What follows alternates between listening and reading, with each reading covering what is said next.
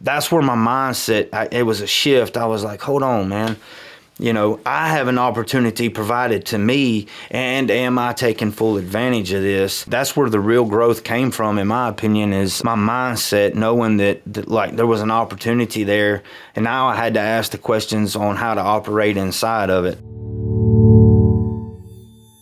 What's going on, everyone? I'm excited to have Kevin Barrelle on the show today. We're going to be talking about roofing. We're going to be talking about coaching, leadership, leveling up, mindset. Who knows? Who knows where the conversation is going to go? But he's a sharp mind. Got to know Kevin recently over the past few months, and really excited to have him on. So what's going on, my man? What's going on, man? I'm excited to be here. I seen you put the opportunity out there, and I jumped on this. I wanted to be on, have the opportunity to get on your podcast. Yeah, we met at RoofCon recently. Got to talk a little bit. We know each other a little bit through Apex and social media and whatnot. Can you give the audience a little bit of a background as to who you are, what you do, that whole thing? I'm Kevin Barrelle, and I'm the owner and CEO of Barrelle Roofing. We have a small property investment company. We've got multiple branches throughout the state of Georgia and South Carolina. My background is actually roofing. It was one of the first jobs I ever had, and I was actually the guy doing the actual roofing and toting. I was the ladder vader that you see the shingles going up and down on, and the old shoulder was the ladder vader. So I've got a lot of experience in roofing, and it's, believe it or not, it's always been somewhat of a passion of mine. I know that's crazy. Like, we had some electives in school that we were doing, and construction and stuff, and that's where I'd actually, I was writing reports on how to do roofing, popping your chalk lines and tearing the roof off, the whole 9 yards, So my passion's always been around roofing, and I've got a construction background. I've been in a lot of the facets of construction work, so it's man, it's in my blood. Construction's in my blood. Roofing's in my blood. So, one day I used to work with another roofing company, and they kind of shut the doors, and, I went to work doing some other stuff, and I was like, you know what, man, I think we need to go out on our own and start doing this. And, here we are 10 years later. We actually just had a 10-year celebration this past weekend, and we done it by giving back, and we just raised over a little over $9,000 for a local charity to give back to them, so help kids with Christmas and stuff. So it's it's been exciting. It's been a fun ride. Yeah, I saw that on your social media. That's awesome. Great work on that. It's so cool to see, especially this time of year. So you're 10 years into Barrelle Roofing out of Atlanta, throughout Georgia. You started as a laborer doing everything. What are your roles currently in the business? How have your roles evolved to where you're at now? So I'm the CEO. We have a full office staff. We have a social media team, videographer. We have production manager, and just kind of oversee all the operations and make sure they roll smooth. We got a general manager, and we've got branch operators. So I make sure everything that I don't make sure. I'm here for help if it's needed, and kind of help keep the direction going the way it's supposed to go for the growth. Okay, that makes sense. That I'd like to unpack that a little bit, because I know that a lot of people watching this, listening to this, they want to grow. They want to get to the point where they are the true CEO, right? Not just the CEO on the business card. Like when I first started out in 2013, I had my business cards printed and CEO right there. That's my title. I just thought that sounded cool. Maybe it was an ego thing or whatever, but it was nowhere near a CEO, and maybe I'm still not, but getting there. But you sound like you're a true CEO. You've got a team, you got a general manager, branch managers, and things like that.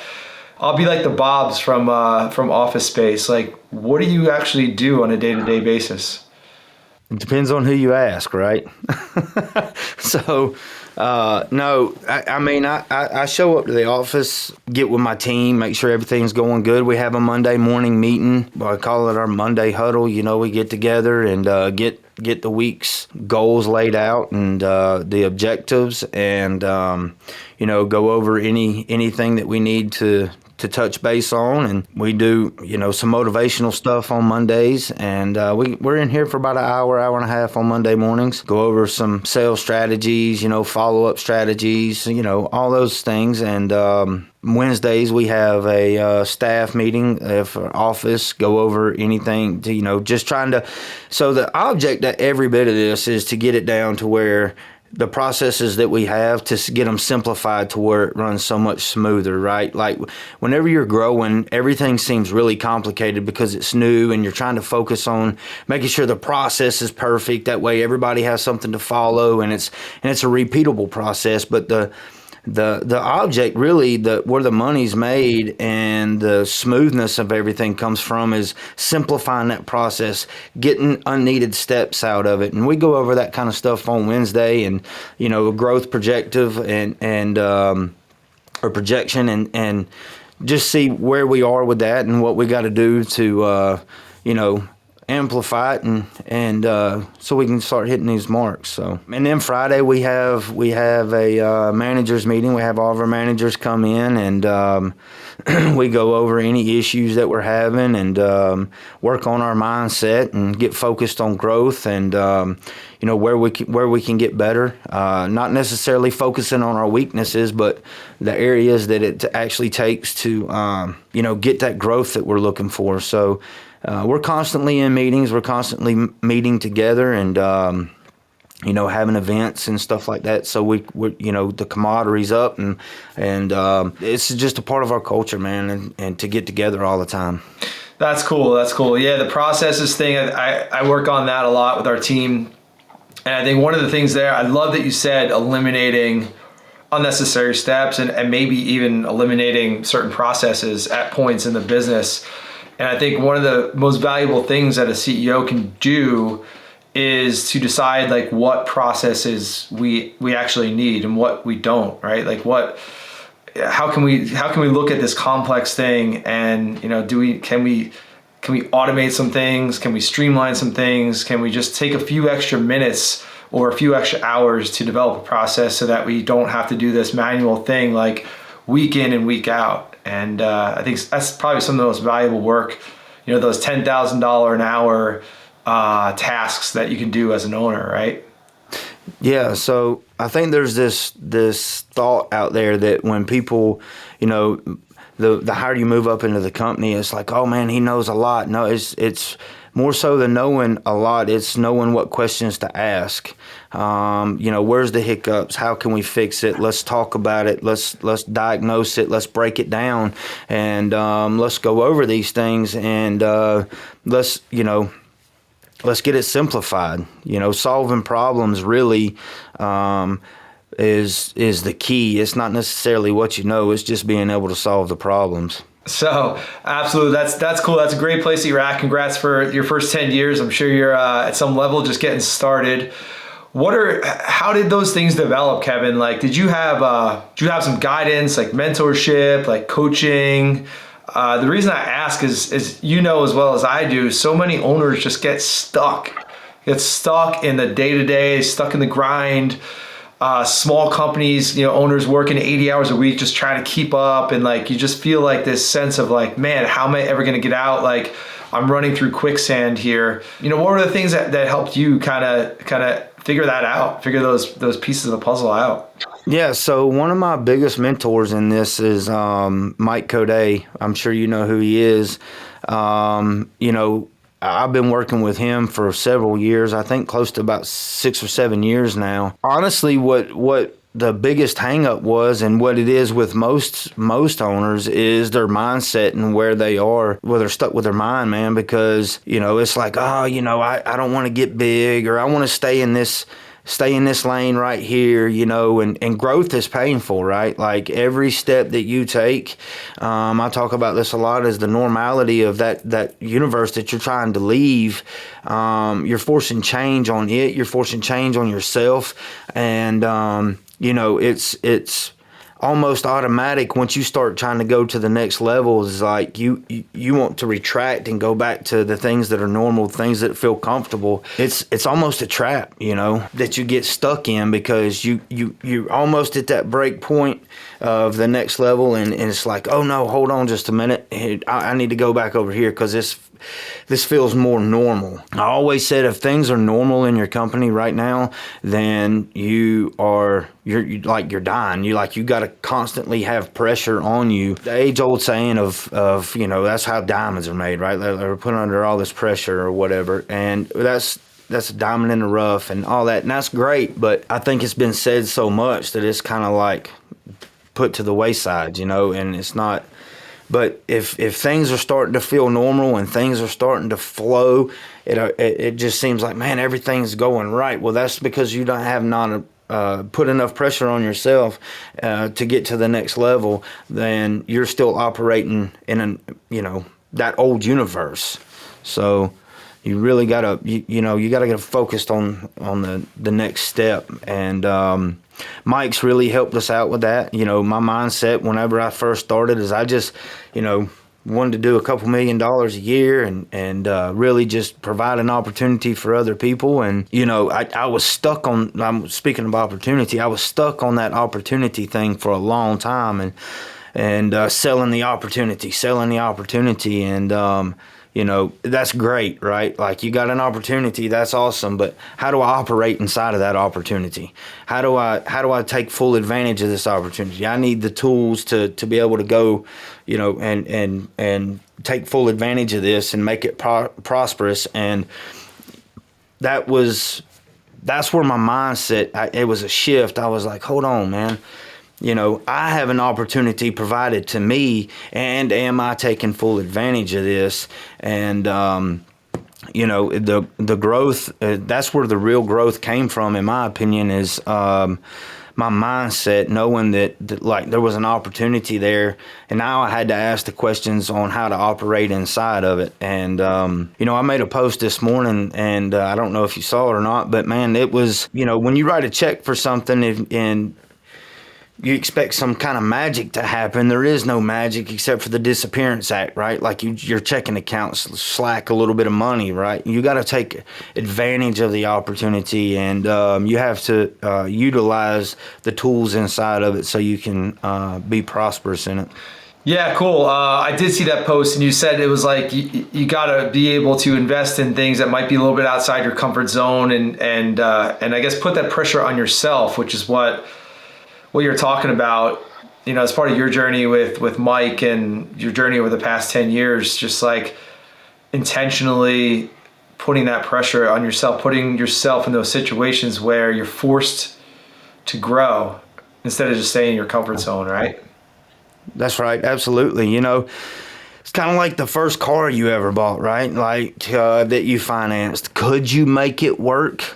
It put the pressure on you, but it seems like not everybody, it doesn't work out for everybody, but the ones that have a lot of hustle behind them, next thing you know, you're 3.5 years on this high dollar car payment, and you're like, hold on just a minute. This is like, I guess I could have afforded it, and then you start thinking about a bigger, better, different vehicle, and it's like, man, I can get this now. So when you put that pressure on you, it makes you realize that, I can do more. I can do better. Yeah, absolutely. I call that, well, I don't call it, but I've learned that process of normalization, right? You normalize your life or acclimate your life to, to different levels, whether it's a car or a house or a business or relationships or circles that you're in and things like that. Like, you spend enough time in there and it just becomes normal. That's right.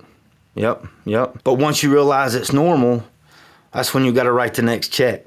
That's when you got to make the next move, because you get to operating in that. And next thing you know, you're on cruise control, and that's where a lot of hangups come from. Yeah, what do you mean by that? Where a lot of hangups, like if you're not growing, you're dying, like that, or what? Yeah, absolutely. So if you ever want to get to the CEO level, like, you've got to have more problems to solve. That's just all there is to it.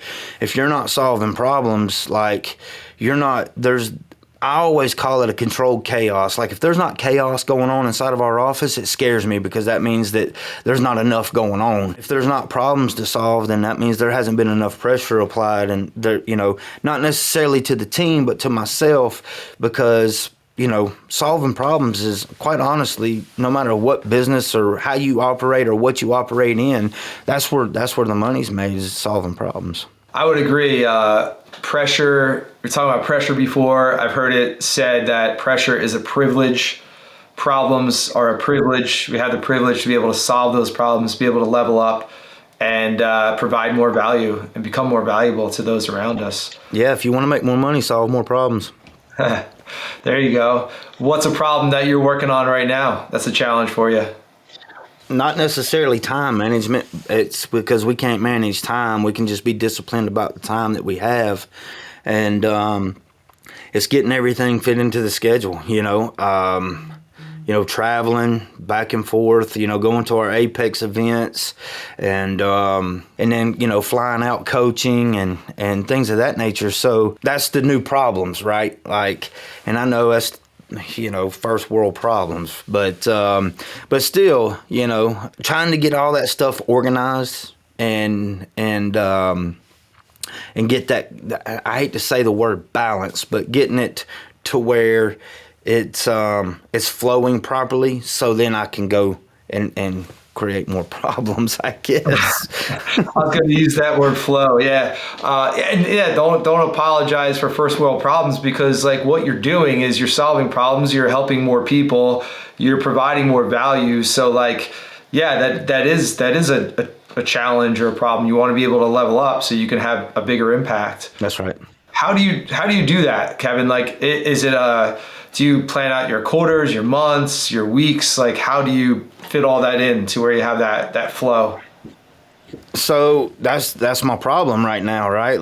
I'm trying to get all that worked out, and I wish I had your answer, because that's what I'm trying to do, and get our company on a really good growth pattern, which we're on, no doubt. You can ask anybody here. We all feel like there's room for improvement, and finding that where those improvements can be made and start implementing them, and then going out and doing the coaching stuff, getting in people's offices, helping them solve their problems, because a lot of people, when you go into their office, they're struggling to get to that next level, because they're so caught up in the day-to-day activities. There's a difference between being self-employed and owning a business, right? And working in your business, working on your business, and being a business owner to being a CEO.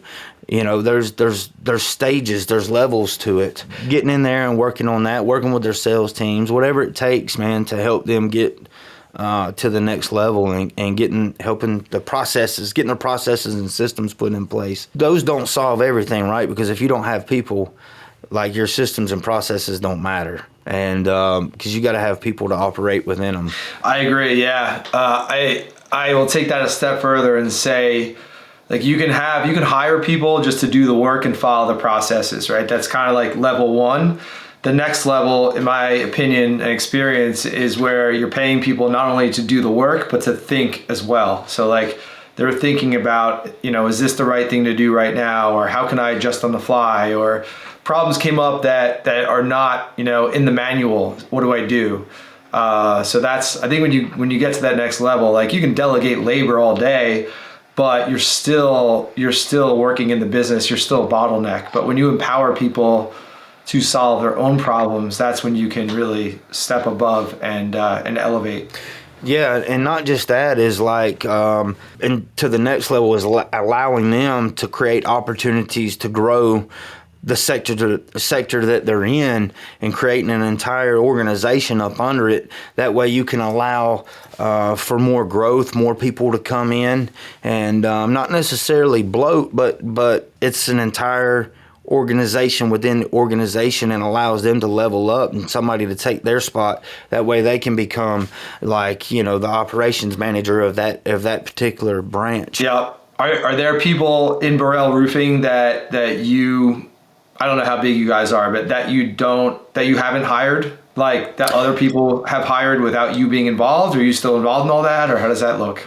We do a couple interviews a week for our sales department, and not 100% focused on, but that's where our hiring focus is right now. You know, the goal in every bit of that is not to create a bunch of followers or a bunch of just producers. We want to create more leaders inside of that. That way they can move up and become branch operators, and we can continue to spread out. That's how you measure a good leader, right? Like, I'm sure you've read John Maxwell books. It's how you know, the measure of a good leader is how many leaders he produces up under him, not followers. And a lot of people create followers, and I guess that's fine, but the real measuring stick is how many leaders are you producing. Yeah, I agree. And for what it's worth, and I've said this before on this show, that you don't need my endorsement for this at all. You're already doing it. But just for the audience, like, every high level owner that I've interviewed on this show, whether it's a roofing company or another organization, they say the same exact thing. Like, we develop leaders, we grow leaders, we build leaders. So that's how it's done. So take notes on that for sure.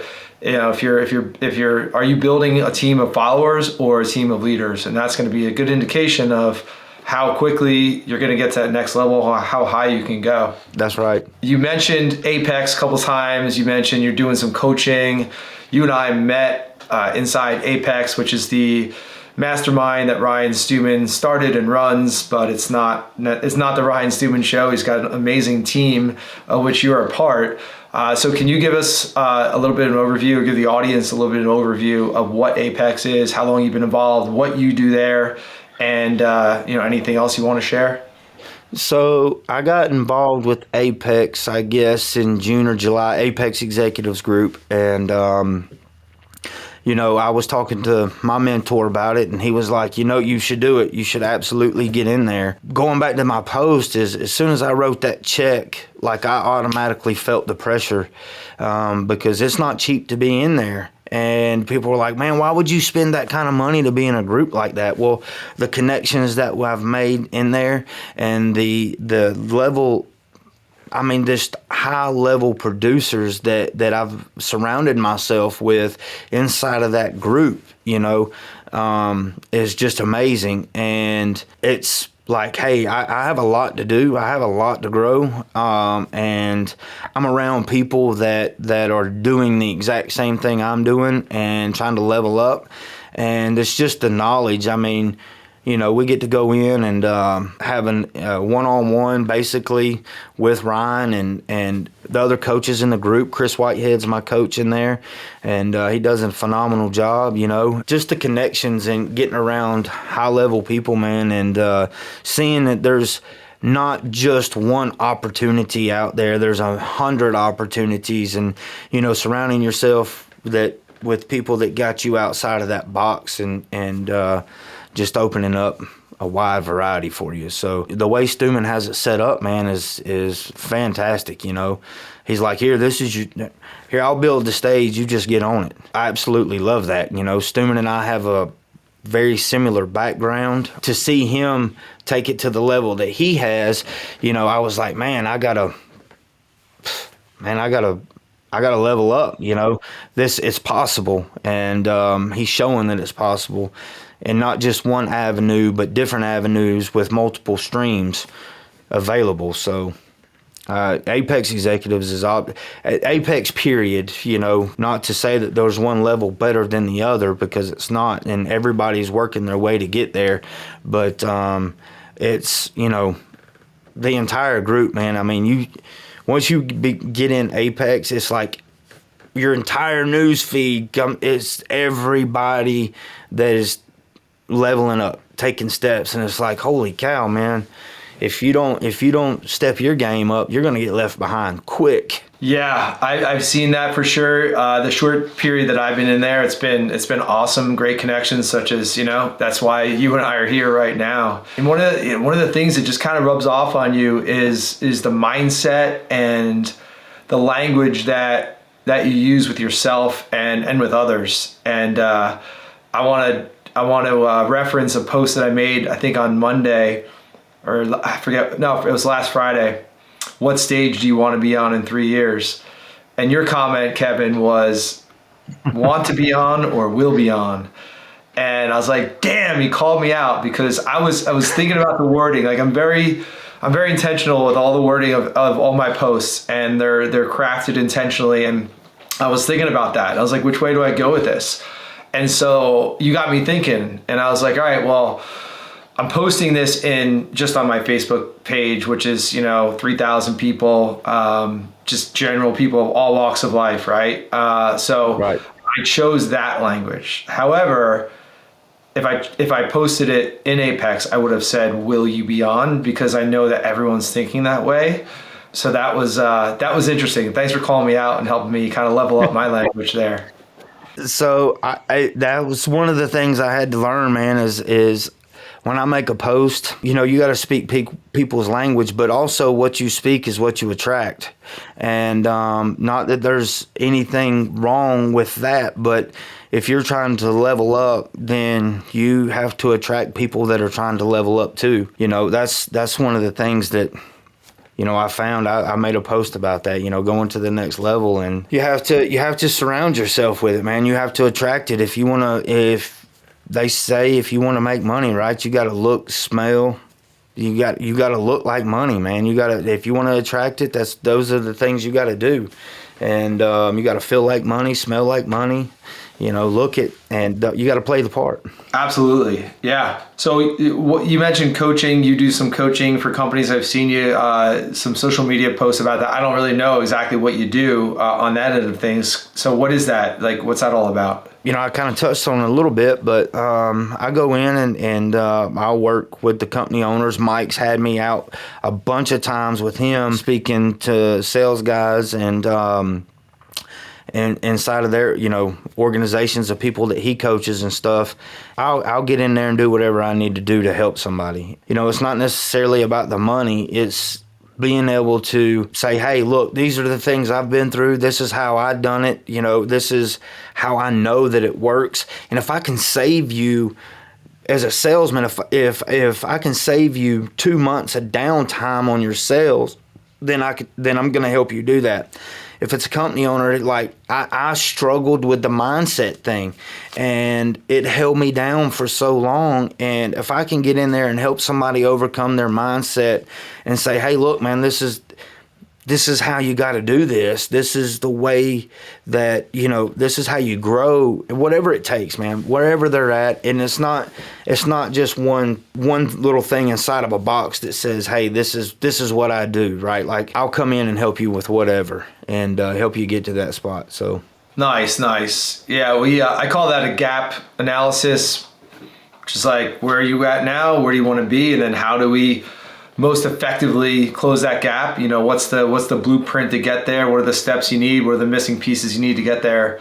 And I'm sure with your wealth of experience that you can map that game plan out for people pretty simply based on, what you've lived and learned.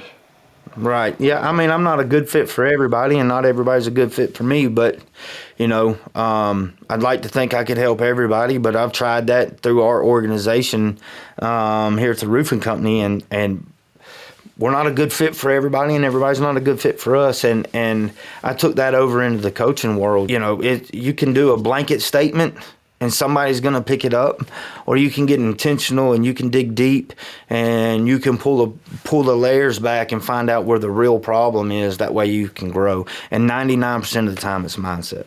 So how do you help with that? What's the mind? Like, there's no hacks, there's no tricks, there's no tips, but you're working with someone who has maybe a scarcity mindset. They're just thinking too small. Like, what are a couple of things that you would talk to that person about? So, do you want to grow? Like, and here's the thing is if somebody doesn't want to grow, and you're talking to them about it and they're just like, well, I'm kind of happy where I'm at. Well, I can't change your mind about that. You know what I mean? Like, I'm not, well, you need to grow, you need to grow, you need to grow. And some people just don't want to grow, and there's nothing wrong with that. But the people that want to grow and that are struggling, to do it, then, I come in and try to peel those layers back and find out where the real issue is. And the biggest thing about any coaching whatsoever is, one, the coach has to be 100% transparent, and whoever you're coaching has to be 100% transparent. Because if Joseph, if you call me in there to coach you and you were like, yeah, everything's going great, well, then why am I here? We're growing, we're knocking it out, we're going to the next level. Then what do you need help with? Oh, I really don't need any help. Well, you hired me to come in for something. I mean, if you want to sit here and drink coffee together, we can do that. But, I can't ethically keep coming, you know what I mean? Like, because I'm not doing anything. You're just writing me a check. So transparency is key, and we work on that. Sometimes, man, you got to ask 1,000 questions to get down to the core of the problem. And you finally get to it, and it's like, okay, now we can start. That makes a lot of sense. Yeah, thanks for sharing. On that note, I was talking with one of our clients this morning, just chatting on Messenger a little bit over the past couple of days, actually, and he's trying to figure out, he's a young roofing company owner in his 20s, trying to figure out like what he wants, how big he wants to grow, where he wants to be, that sort of thing. And he asked me this question that I don't think anyone's ever asked me before. He said, can you see me as the owner of a large roofing company? And I was like, let me think about that for a second and then get back to you. And I was like, I would think about it for anyone, not just you. And I got back to him this morning and I said, no, I don't see you as that, because I don't think you see yourself as that right now. That's right. And I said, if you had a vision, if you came up with a vision, a plan, and you had so much conviction in what you were doing and where you're going and what you're building, then I would say absolutely yes. Whether that's becoming the owner of a large roofing company or doing whatever it is, like, I think it starts with that vision, and then you have the conviction from there as to like what you're building. And that's something that I'm working on myself right now. I just finished reading Vivid Vision by Cameron Herold, amazing book. And I'm working through that so I can have more conviction in what I'm building. So I think it starts within, with like, what do you want? And then you have to believe in it yourself. You get others to believe in you, and then you're building something really powerful. Yeah, that would have been the perfect time to answer a question with him, is ask him, where can you see yourself there? Because Right. if you can't see yourself there, it doesn't matter who you're trying to convince, it's not going to happen. You Right. got to see yourself there. Man, so true, so true. That's when I had a business partner for a couple of years, and prior to that, Tim was my business coach. And that's something that he worked on with me a lot, was that he always ask, what do you want? What do you want? What do you want? And it sounds so simple, but it takes a while to figure that out. And then it's like, you've got to believe in yourself. Everyone else believes in you. You got to believe in yourself.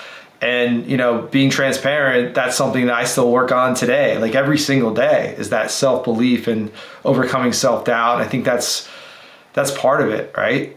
Yeah, absolutely. I mean, that's the mindset. That all goes back to the mindset thing, because once the imposter syndrome sets in, once you go to the next level, do I belong here? Am I worthy of this? Do I deserve this? But I can tell you this, no matter what you're doing, everybody deserves greatness. You deserve it. You're not entitled to it. You deserve it. It's up to you to get what you deserve. And if you're going to sit back and on the sidelines and not get in the game and play, well, you're going to get what you deserve, right? But if you're going to get in there and you're going to put in the time, you're going to put in the effort, you're going to do all the things it takes to get to that level, then you're going to get what you deserve, and you deserve it. Everybody has the ability to be great and do big things, right? But it's the mindset issue, because imposter syndrome can set in on you, and you'll be on the sidelines again really quick. You're like, oh no, I just went and did this. Should I do it again? I don't think, was it good enough? Am I good enough? I don't know if that ever goes away. It's almost like the age old, what are we going to eat for dinner at night kind of thing. You know, I don't know that ever goes away. What do you want for dinner? That's what you're referring to? Like as a family, like having that discussion all the time? All the time, man. You know, and it's going to be a constant battle in your head. I think every single time, like, you do something, was that good enough? Was it good enough? I don't know that it ever goes away, you know, because as long as you stay humble, right, like, and be transparent, I don't think you'll ever have an issue, honestly. But once you become too confident in it, I've referenced this before. I'm an outdoorsman. I deer hunt, right? Like, the moment that I shoot a big buck and I don't get the shakes and I, you know, get all excited and stuff, then I need to stop. It's not exciting no more, and I need to do something else. So just the anticipation building up to it, that's always great. Yeah, I agree. That's a good analogy for sure. All right, Kevin, that's a lot of good stuff right there. I hope that people are pausing the video, the audio. I'm sitting here taking down notes. It's just so, you know, I can remember these things and kind of reflect on these things a little bit this week after this conversation. So thank you for sharing. Thank you for opening up. I know that there's a lot more that goes into all this as far as, you know, your mindset and your belief and building a business and figuring out what you want. We got pretty deep here, but these are things that are important, right? It's not just about how many hours can you work and how much can you sell. It's really getting deep and figuring out what you want and being intentional with everything and being self-aware with where you're at and where you're going. So appreciate you sharing. Yeah. Before we sign off, you got a few minutes to stick around for a quick lightning round, some fun questions? Yeah, sure.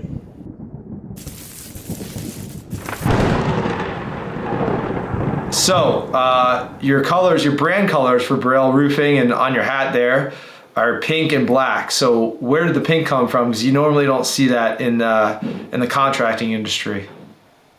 No, you don't. So when you walk into our office, it doesn't even look like a roofing company's office, right? When you walk in, it's an executive style office. It's got chair rail. It's got judges panels all the way through the office. And we wanted to be different, right? So you're in marketing. You'll appreciate this. So I call it the 5 W's. What, where, when, why, and 4 W's and an H, right? Like, and how. How are you going to market to these people? Where are you going to market to them? And when are you going to market to them? So, you know, finding out who your perfect customer is and how you attract to them. Everybody wants to do business with everybody, right? Like, that's great, but that's not where growth comes from. And we built an avatar, figured out where our perfect customer came from, who they were, and pink is the deal. That's where we had to focus our attention. So I started on a little pen on my note. I am a Droid fan. Okay, so I had my note out and I was sitting there coloring on it, and sending it to our mastermind group back in the day, and with Mike, and I was like, man, what do y'all think about this? And it's like, man, love it. It's like perfect. And Mike sent me a message. He's like, dude, it fits the avatar. Let's do it. So that's where the pink came from. Nice. Now, is that because your avatar is a female, or like, how does that fit your avatar? So here in Georgia, the avatar like is definitely people over 40, people that appreciate their time. In the household, 99% of the time, there's an exception to every rule, but the wife's picking the colors. Mm-hmm. And making the final decision. Because the guys, I'm the same way. I'm like, here, what do you like? Pick it, and let's write the check and let's get on with it. You know, most ladies like to be involved in it's basically renewing their home once you get a new roof on it. So that's where we needed to focus our attention to. That's awesome. Love it. I've told this story before on the show. I'd like to share it again now because it's appropriate. One of our clients in Colorado, this is like going back a year, maybe 2 years ago. We were going through one of the first things we work on with our clients is identifying like what you want, like who's your ideal client, who are your ideal projects, because that's where marketing starts. Start with the end in mind, and we reverse engineer from there. And so they went through the avatar process. We're on Zoom, and they came up with their avatar that is a female over 35. She wears yoga clothes like Lululemon and all that, but does not actually go to yoga. So she's like the soccer mom. She's running the kids around. She's going to Whole Foods, going to Starbucks, that sort of thing. And that was their avatar. And so they built their marketing around that. And I thought that was really specific, really, really well done. Yeah. We actually just did that in an individual's company that I went into, and it's crazy because the avatar was all guys. That's, where their highest paying jobs came from, their biggest jobs and best customers came from, and it was all guys. So everybody's avatar is different. That's the thing, is you would think, oh, well, I'm going to do that because it works for them. Well, it doesn't fit your avatar. You don't know what your avatar is. Yeah, and that's a bigger discussion, like in the roofing industry, but any industry. Don't just copy what someone else is doing because you see them and driving a fancy car or whatever. Like you think they're killing it. Like, don't copy what someone else is doing. It's got to be relevant to your vision and what you want to build. That's right. Yep, I agree. So next question, Kevin, you kind of touched on it. I don't know if this is your favorite, but what is your favorite hobby? I'm an outdoorsman. Anything outdoors, really. It changes, but I like going to the gym. That's one of my favorites. I'm in the gym as much as I can be. I listen to books while I'm in the gym and outdoors, spending time with my kids, spending time with my family. Speaking of books, you showed me your Audible when we met last month. A lot of books on there. What are you currently reading? I am currently reading John Maxwell's No Limits. No Limits. All right, I'm going to write that one down. He's got like 80 books, so I got to write. Yeah. So the crazy thing about this book is he doesn't narrate it. I hate to even say this because this is like my hero, but that's probably one of the hardest books I've listened to. I'm not going to lie. One of the hardest? But it's a great book. Okay. Yes, it's a great book. There's a lot of great information in it, but it's like listening to, I don't want to offend anyone, but listening to opera while you're working out. You know what I mean? Okay. So. I know what you're talking about. Like I can.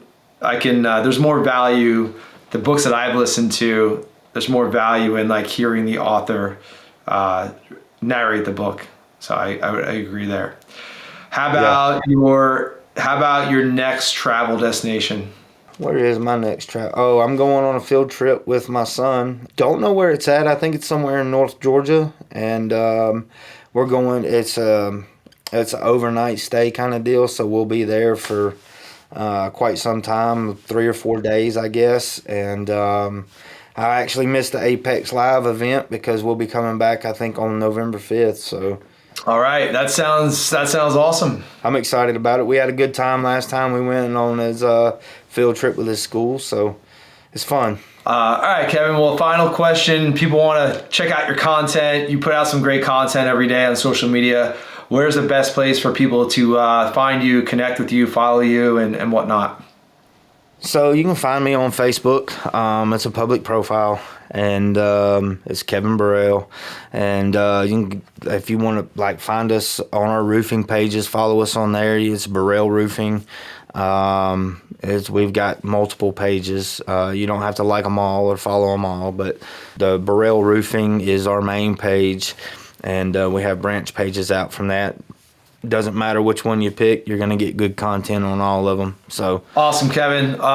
We'll put those links below wherever this is posted, video, audio, etc. Thanks so much for sharing. I appreciate you opening up. It was great to catch up and pick your brain a little bit and get inside your mind. Yes, sir. Absolutely, man. Thanks for having me on.